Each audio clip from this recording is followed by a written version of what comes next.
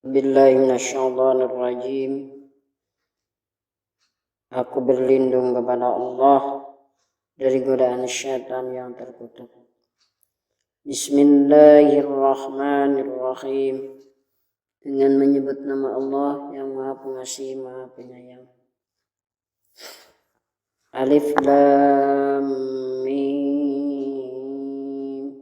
Alif Lam Mim.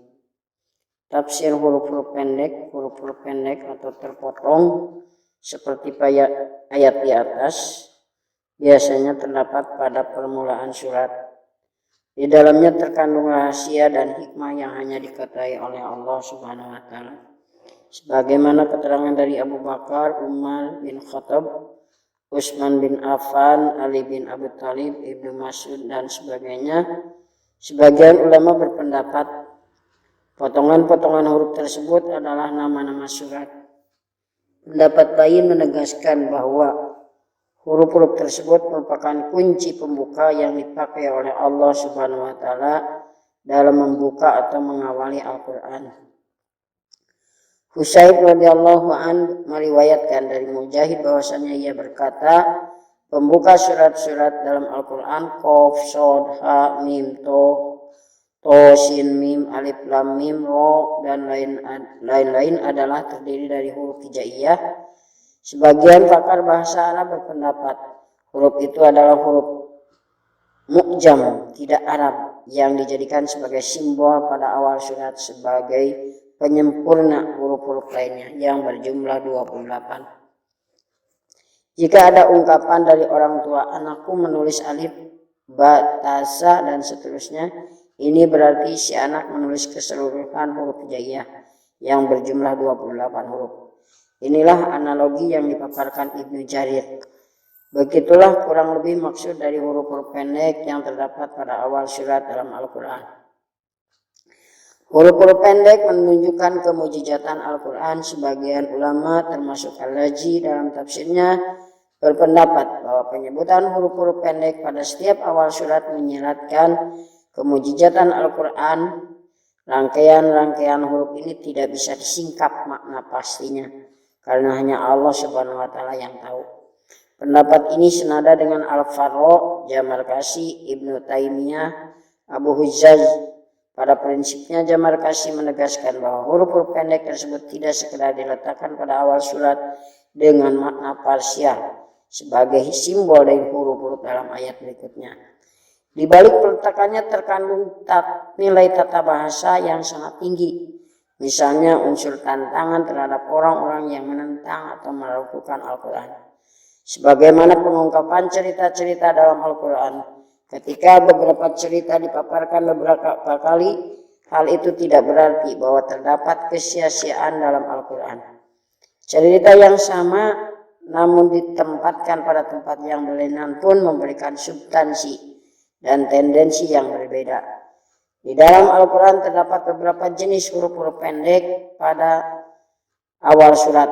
Satu huruf misalnya Qaf, Shin, Nun, Shad. Dua huruf misalnya Ha, Mim. Tiga huruf misalnya Alif, Lam, Mim. Empat huruf misalnya Alif, Lam, Mim, Ro, Alif, Lam, Mim, Shad. Dan maksimal 5 huruf misalnya Kaf, Ha, Ya, Ain, Shad, Ha, Mim, Ain, Sin, Qaf. Inilah jenis potongan-potongan huruf dalam awal surat.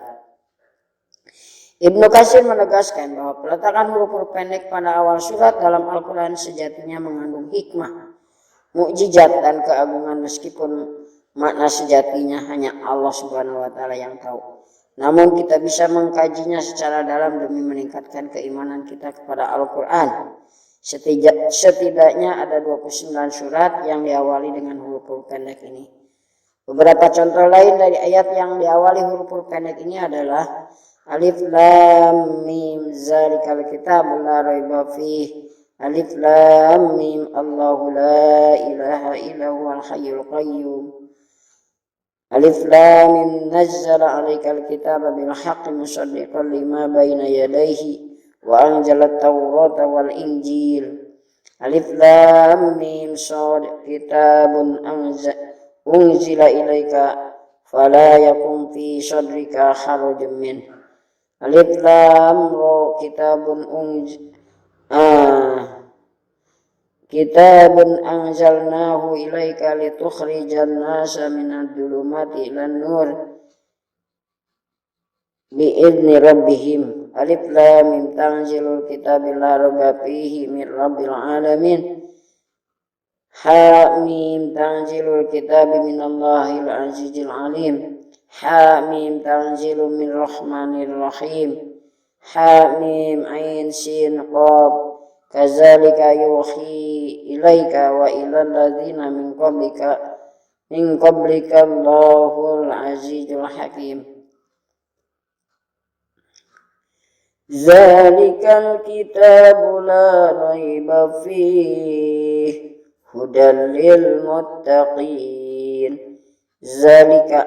Zalikal kitabu, kitab Al-Quran ini la raiba, tidak ada keraguan fihi di dalamnya, hudan, petunjuk lil muttaqina, bagi orang-orang yang bertakwa.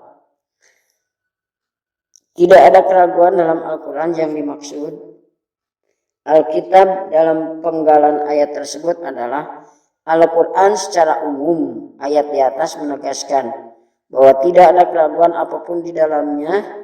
Pendapat ini diriwayatkan oleh As-Suddi dari Abu Malik, Abu Salih, Ibnu Abbas, dari Murrah Al-Hamdani, dari Ibnu Mas'ud, dari salah seorang sahabat Rasulullah SAW, kata la raiba bermakna tidak ada keraguan di dalamnya. Pendapat ini juga dikuatkan oleh Abu Darda, Ibnu Abbas, Mujahid, Sa'id bin Jubair, Abu Malik, Nafi Maula bin Umar atau Abu Aliyah, Rabih bin Anas, Muqatil bin Hayyan, As-Suddi, Qatadah, dan Ismail bin Abu Khalid Ibnu Hatim mengatakan, dalam masalah ini saya tidak menemukan perbedaan pendapat di kalangan ulama. Di dalam Al-Quran terdapat 30 juz, 114 surat, 6.666 ayat, dan itu semua datangnya dari Allah Subhanahu wa Ta'ala. Maka validasi datanya tidak diragukan lagi. Dengan kata lain, Al-Quran diturunkan langsung oleh Allah Subhanahu wa Ta'ala kepada Rasulullah SAW melalui malaikat Jibril alaihissalam, sebagaimana dalam firman Allah Subhanahu wa Ta'ala, Alif Lam Mim. Turunnya Al-Quran itu tidak ada keraguan padanya, yaitu dari Tuhan Sallallahu Alaihi Wasallam. As-Sajdah ayat 1 dan 2. Sebagian ulama berpendapat bahwa la pada ayat Zalikal kitabu la raiba fihi hudal lil muttaqin